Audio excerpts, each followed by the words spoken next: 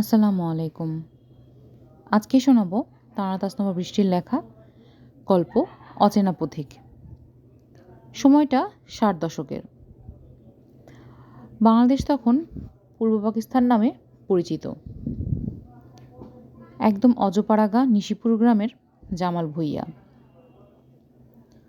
তার ৬ মেয়ের সবচেয়ে ছোট মেয়ের নাম জিনাত। বেশ অবস্থাপন্ন হলেও ৫ মেয়ের বিয়ে দিতে গিয়ে হিমশিম খান জামাল ভূঁইয়া। ৫ মেয়ের কাউকেই ১০-এর বেশি বছর বাড়িতে রাখেননি, কিন্তু ছোটটির ১২ হতে চলেছে। কিন্তু তেমন ভালো সম্বন্ধ পাচ্ছেন না। মেয়েটা দেখতে ভারী মিষ্টি, কিন্তু তাও কী যে হচ্ছে তিনি ভেবে পান না। জমির কাজ বর্গাদারেরাই করে। কিছু জমি অবশ্য নিজের দায়িত্বে রেখেছেন আনাজপাতি ফলানোর জন্য। বড় মেয়েরা আরবি পড়েছে। জিনাত আরবির পাশাপাশি কিছু বাংলাও শিখছে। মায়ের সাথে হাতে হাতে নানা রকম সেলাই, রান্না, আচার বানানো, বিভিন্ন কাজে পটু হচ্ছে মেয়ে। কিন্তু বিয়ের কোনো অগ্রগতি নেই। কোনো পাত্রপক্ষ এগিয়ে এলেও শেষমেশ বিয়েটা কেন যেন হয় না।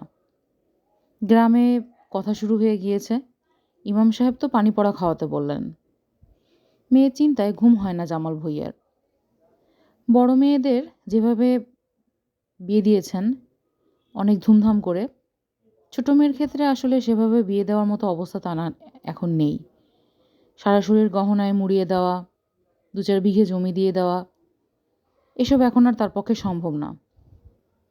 সেজন্যই কি ছোট মেয়ের জন্য আর ভালো পাত্র আসছে না? মেয়ের চিন্তায় একদম ভারী হয়ে গেছে তার বুকটা। বৃহস্পতিবার দুপুর বাজার থেকে ফিরে উঠানে পা রাখতেই মিষ্টি কণ্ঠে সালাম শুনলেন জামাল ভূঁইয়া। জবাব দিয়ে হাসি মুখে মেয়ের হাত থেকে হাত মুখ ধোয়ার পানি নিয়ে হাত মুখ ধুয়ে বসলেন। মেয়ে গামছা হাতে দাঁড়িয়ে আছে। মুখ মুছলেন বাবা। ১ গ্লাস পানি আর ১ মুঠ বাতাসা হাতে নিয়ে এলো জিনাত। মেয়েটার চোখ দুটোয় অসীম মায়া, চুল কোমর অবধি, ছুঁই ছুঁই। লাল তাঁতের শাড়িতে বেশ দেখাচ্ছে মেয়েটাকে। নাকে একটা সোনার নোলক। হাতে কানে ছোট গয়না গড়িয়ে দিয়েছেন। এই বাড়ির মেয়েরা আগে অনেক বেশি গহনা পরত। এখন তো আর সে সামর্থ্য নেই। তাছাড়া চুরি ডাকাতির ভয়ও আছে। জামাল ভূঁইয়া নামাজ পড়তে গেলেন বাহির ঘরে। নামাজ আদায় করে এসে দেখেন গরম ভাত তৈরি। মেয়ের মা খাদিজা ভাত বাড়ছেন। কি খাদিজা, মেয়ে কই? গোসলে গেছেন। একা যাইতে দাও কেন? তুমি যাইবা লগে। আপনারে ভাত বাইরা দিলাম, আর একা একা কই? অনেক মাইয়া আছে সাথে। যাও যাও, কি করে মাইয়া কি করে দেখো, আমি সব নিয়া খামু। কিন্তু খাদিজা বেগম ওঠেন না। স্বামীকে বেড়ে খাওয়ান। হাত পাকা সমানে চলছে বাম হাতে, আর ডান হাতে ভাত তরকারির চামচ। খাওয়ার শেষ পাতে ঘরে পাতা দই দিলেন, আর নিজ হাতে পান সাজিয়ে খাওয়ালেন জামাল ভূঁইয়াকে। আগে বেশ অনেকগুলো গরু ছিল তার। এখন কমে গেলেও বিশাল গোয়াল ঘর আছে। ৫টা ষাঁড় আর ২টো গাভী আছে। নদীর ওই পারের জমিগুলোতে চাষবাসের জন্য কিছু মহিষও আছে তার। জিনাত গ্রামের সইদের সাথে হাসি ঠাট্টা করে পুকুরে গোসল করে। এটা তাদের বাড়ির পুকুর। নদী কাছে থাকলেও তার সেখানে গোসল করা নিষেধ। শুধু তার না, গ্রামের সব মেয়েদের জন্যই নিষেধ। নদীতে শুধু পুরুষেরা গোসল করবে। আর কিছু বাড়ির বয়স্ক বৌঝিরা নদীতে কাপড় চোপড় ধোয়, হাঁস মুরগি আনতে যায়। তার সইদের সাথে খোশ গল্প করতে করতে দুপুর গড়িয়ে বিকেল হয়ে যায়। পুকুরের লাগোয়া ফল বাগান, তারপর রাস্তা। রাস্তা থেকে দাঁড়িয়ে এখানে দেখা যায় না।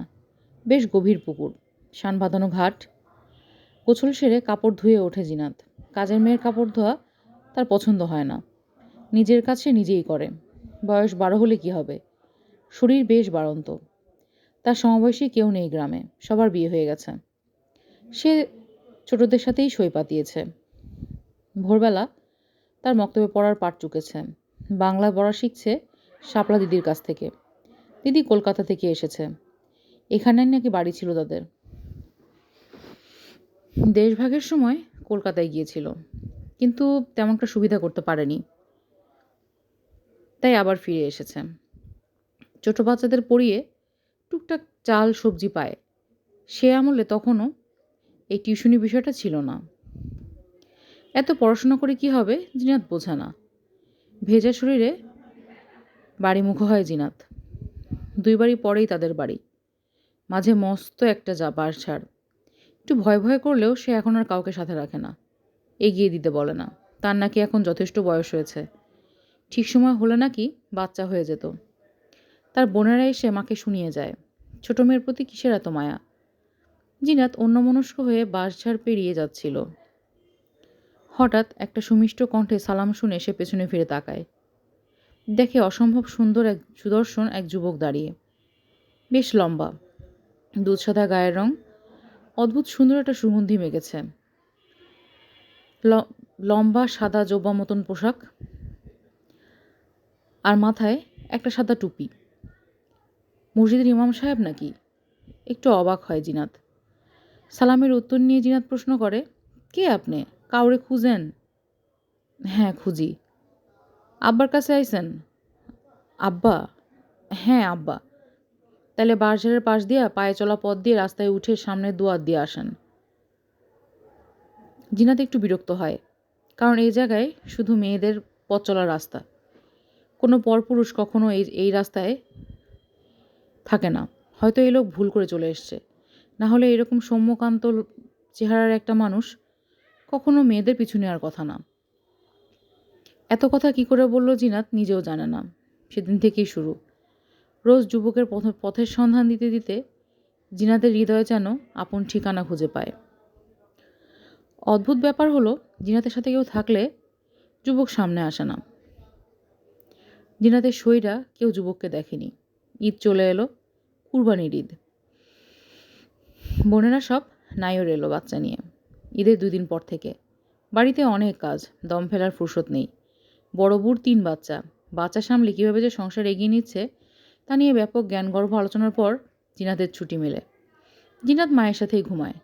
কিন্তু আজ মেজবুর ছোট বাচ্চার জ্বর, তাই মা গেছে মেজবুর ঘরে। আজ জিনাত একা। ভয় করলেও সে হাত পা মেলে ঘুমানোর লোভে কারো ঘরে যায় না। সেদিন প্রথম রাতের বেলা সেই সুমধুর মিষ্টি কণ্ঠের সালাম অনেকদিন পর সে আবার শুনতে পায়, সাথে একটু সাক্ষাতের আকুতি। জিনাত মন্ত্রমুগ্ধের মতো বেরিয়ে যায়। দেখে ভরা পূর্ণিমা রূপালি আলোয় ভেসে যাচ্ছে উঠান। সেই উঠানে দাঁড়িয়ে আছে সেই অচেনা পথিক। চাঁদের মতোই আলো ঠিকরে বের হচ্ছে মানুষটার শরীর থেকে। সে কি মানুষ নাকি অন্য কিছু? বুকটা ধক করে ওঠে জিনাতের। ভয় ভয় লাগে, কিন্তু সে তার কলের পুতুলের মতোই যেন হাতের ইশারায় পিছু নেয়। পরদিন জিনাত নিজেকে আবিষ্কার করে বাঁশঝাড়ের নিচে ঘুমন্ত অবস্থায়। বেশ বেলা হয়ে গেছে। সে বাড়ি ফিরে দেখে বাবা মাথায় হাত দিয়ে বসে আছে। বাকি বোনেরা আর গ্রামের কিছু মানুষ পুরো বাড়ি ভিড় জমিয়েছে। সে নাকি 2 দিন নিখোঁজ ছিল। তাকে বিস্ময় নিয়ে দেখছে সবাই। মা ছুটে এসে বুকে জড়িয়ে নেয়। বাবা জামাল ভুঁইয়া এসে সরিয়ে দেন স্ত্রীকে। তারপর প্রচণ্ড জোরে একটা চড় মারেন মেয়েটাকে। জিনাতের চোখে পানি চলে আসে। কই ছিলি তুই? জিনাত কোনো জবাব দিতে পারে না। কোনো মতে বলে, আমি আমি ওরে কিছু একটা নিয়া গেছিল, নাহলে এইটুক মাইয়া কই যাইব? জোর গলায় বলে গ্রামবাসী। কিন্তু জিনাত কিছুই বলে না। ওই অপরূপ মানুষটা তাকে তার দেশে নিয়ে গিয়েছিল। অপূর্ব সুন্দর সেই জায়গা, সুমিষ্ট ফল আর সুন্দর সুন্দর মানুষের দেখা পেয়েছিল। অনেকবার জিজ্ঞেস করেছে এটা কোন জায়গা। জবাবে শুধু হেসেছে যুবক। জিনাত তার নাম অবধি জানে না। সে অজানা অনুভূতি তার শরীর মনে অদ্ভুত প্রভাব ফেলছে। গ্রামের মানুষ ওঝা তান্ত্রিক কবিরাজের খোঁজ দিচ্ছে। বোনেরা বাবা মাকে দোষ দিচ্ছে এত বয়স অবধি বাড়ি বসিয়ে রাখার জন্য। অগত্যা একগাদা তাবিজ, পানি পড়া শেকড় বাকড় ভিজিয়ে খাওয়ার দিন শুরু হলো জিনাতের। কিন্তু রাতগুলো তার অদ্ভুত সুন্দর কাটে। এখন আর ভুল হয় না। জিনাত সময় মতো ঘরে চলে আসে। আসমারের আর সময়জ্ঞান ভুল হয় না। ও জিনাতের সেই প্রিয় মানুষের নাম হলো আসমার। যদিও